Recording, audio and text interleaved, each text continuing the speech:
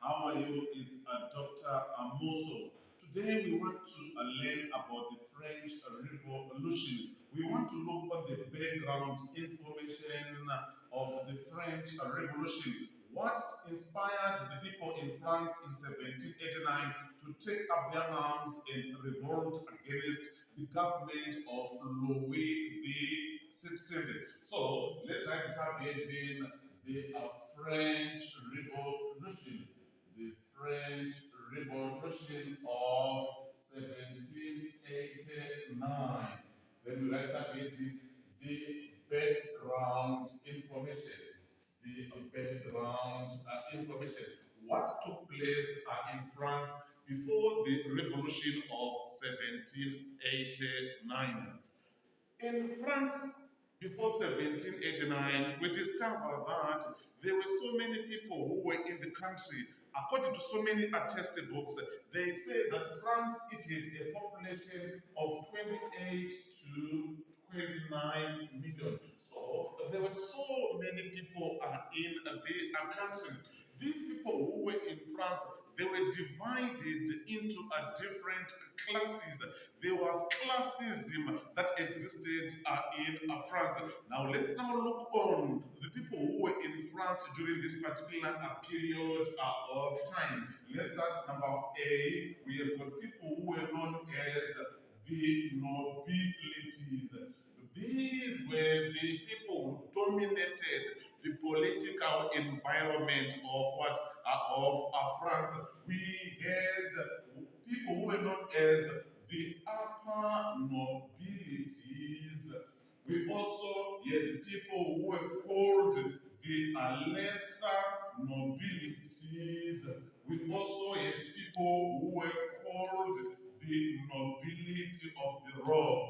Nobility of the robe. So this was the nobility class that existed in France.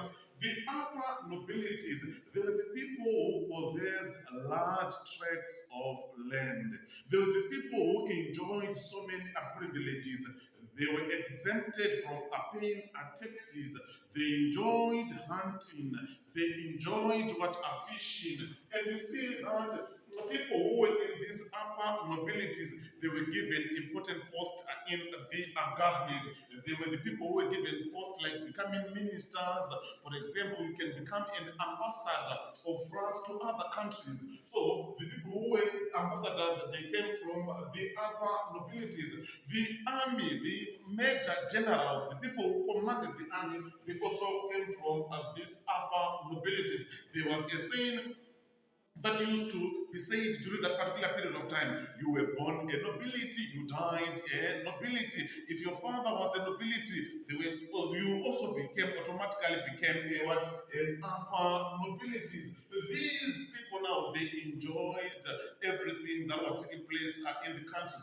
They voted as individuals. So the life moved smoothly to these people who were called the upper nobilities. The lesser nobilities, there were people who were wealthy, but they were not as wealthy as the upper nobilities. They possessed a reasonable amount of wealth, but they were not as wealthy as the upper nobilities. They also wanted to become like upper nobilities. Then the nobilities of the robe.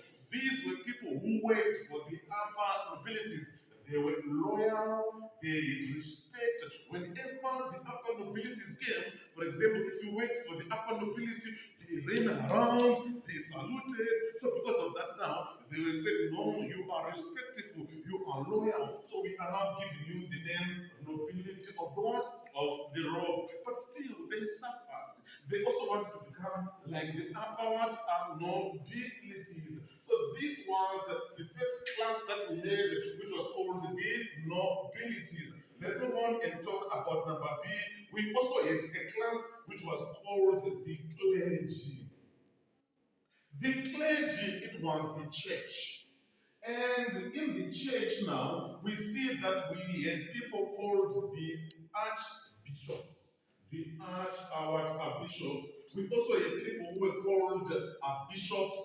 We also had people who were called priests. So this was the composition of the church. The bishops, the archbishops, and the priests. The archbishops, they stayed in major cities in France, for example. They stayed in Versailles, some stayed in Paris, the bishops now, they stayed in provincial cities that were in the country. We also yet got the priests. The priests now, they stayed at areas that were inhabited by the peasants. So the archbishops, since they were staying in major cities, they enjoyed a number of privileges. They were wealthy as the upper nobilities. The bishops now, since they also stayed in provincial cities, they had a reasonable amount of of wealth. They were not all that poor, but they also wanted to become like archbishops. But the priests now, they suffered. Things were hard. Life was hard on on the part of the priests. So that is what we have on this class called the clergy. The people who were enjoying were the archbishops, and to some extent they want the bishops, but the priests, they suffered. Then let's move on and talk about another class which was called the middle class or the bourgeoisie. The middle what? The middle class or the bourgeoisie. These are the people who were educated. We are talking about lawyers, we are talking about doctors, we are talking about journalists, people who were educated, we are talking about philosophers, people who were educated. The philosophers, they played an important part in what instituting or influencing people to rebel against the French government. These philosophers, for example, J.J. Rousseau, he wrote articles. In one of the articles, he wrote that although men were born free, but they were always in chains. So we see philosophers playing an important part. You talk about Voltaire, you talk about Diderot. To spread ideas of liberty, equality, and fraternity. Equality and what? And fraternity. They wanted people to be liberal, to be in a position of expressing themselves. They wanted people to be equal. They wanted equality. They were against classism in the country. Fraternity, they wanted people to regard each other as brothers and sisters. So we see philosophers now playing an important part in influencing the people to rebel in 1789. Then to show the despotic nature of the government of Louis XVI, to alert the people that Louis was exploiting them. He was a dictator. So it was time for the people now to rebel against the government of Louis XVI. So this was the class which was called the middle class. They wanted all the people to enjoy the privileges. They also were against the issues of taxes that were paid by the people. Then eventually we have got class number D, which was called the peasants or the peasantry. The peasants or the peasantry. This was the least class in the society. These people, they suffered, they were made to pay so many taxes, they died because of poverty, they were smelling, they were moving, they were laughing, they were sleeping, poverty.